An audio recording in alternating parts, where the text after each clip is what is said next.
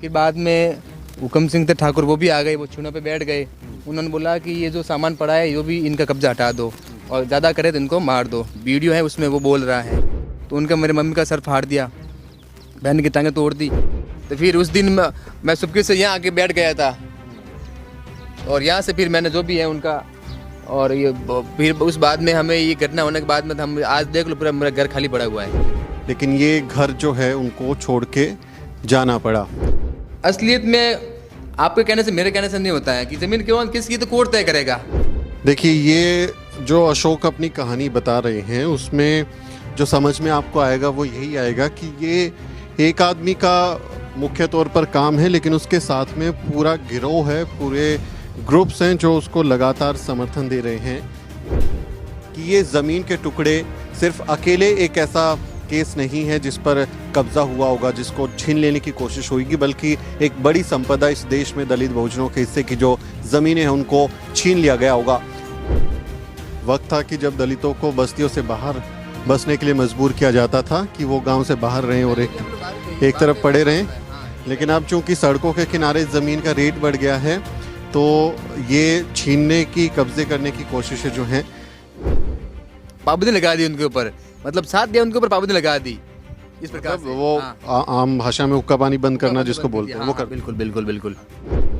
तो घर आपको डर की वजह से छोड़ना पड़ा, जैसा आप बता रहे हैं कि हमले की आशंका थी, इस वजह से आप फिर हमेशा के लिए गांव छोड़ के चले गए हैं। इस लड़के को एक्सीडेंट करके मारना है, ऐसे तो मरेगा नहीं।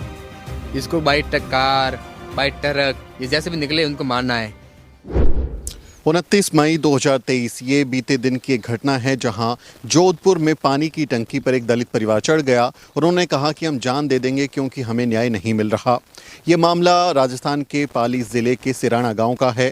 गांव के इस घर से ये परिवार विस्थापित होकर जोधपुर चला गया है और क्या वजह है कि आज भी दलितों को न्याय पाने के लिए अपनी जान देनी पड़ रही है, जान देने को वो तैयार हो गए हैं। इस मामले को समझने के लिए हम लोग आज पाली ज़िले के सिराना गांव आए हैं और इस केस के जो विक्टिम हैं अशोक मेघवाल, इनका परिवार, अशोक, इनकी मां और इनकी बहन पानी की टंकी पर चढ़ी और उन्होंने कह दिया कि अब हम लोग जान दे देंगे अगर हमको न्याय नहीं मिला। मार्च 2021 का एक केस है जिस जगह मैं खड़ा हूं, आप ये जो ज़मीन देख रहे हैं, इसी ज़मीन को लेकर विवाद है। इनकी पुश्तैनी ज़मीन है, बाप दादा यहाँ बसते रहे हैं, उनके हिस्से की ये ज़मीन है, लेकिन कुछ ठाकुर समाज के लोगों ने इस ज़मीन पर कब्ज़ा करने की कोशिश की और एक वीडियो भी सोशल मीडिया पर वायरल हुआ था जिसमें अशोक की माँ और उनकी जो गर्भवती बहन थी उनके साथ बहुत बुरी तरीके से मारपीट की गई थी। इस घटना के बाद से परिवार लगातार न्याय की मांग कर रहा है, लेकिन न्याय नहीं मिला और मजबूरी में इन लोगों को टंकी पर चढ़ जाना पड़ा। आज हम अशोक से जानेंगे कि इसी जगह पर जो विवाद शुरू हुआ, क्या वजह रही, क्या कुछ हालात हुए कि इन्हें घर छोड़कर जाना पड़ा।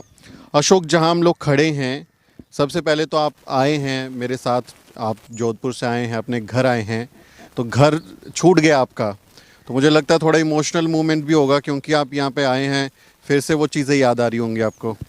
सर, यहाँ आते हैं तो एक दर्दनाक हमें वो वाक्यांश वो याद आता है कि इस प्रकार से हमारे साथ में जाति उत्पीड़न हुआ था कि कास्ट के आधार पर उन लोगों ने हमें मारा पीटा था और उसमें हमें न्याय नहीं मिला था और उसके बाद में हमें डर के कारण यहाँ से ये घर छोड़ना पड़ा। और आज हम 2 साल से जोधपुर में निवास कर रहे घर छोड़ के, लेकिन अभी तक जो मेरे बहन और मेरी माँ के साथ में मारपीट करने वाले लोग थे उनके ऊपर तो कोई कार्रवाई हुई नहीं।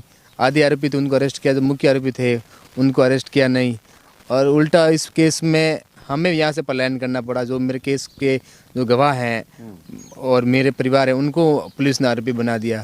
तो इस प्रकार से इस 3 सालों में मुझे इतना प्रताड़ित किया प्रशासन द्वारा कि न्याय की जगह हमारे साथ में बहुत अन्याय हो रहा है आज भी। तो अशोक, अगर आप देखिए, मैं ज़रूर इस बात को स्वीकार करता हूं कि मेरे सवाल आपको तकलीफ़ देंगे, आप फिर से वो चीज़ें याद करोगे तो आपको पीड़ा होगी, लेकिन मुझे जानना ज़रूरी है ताकि लोगों को भी पता चल सके कि क्या हुआ था।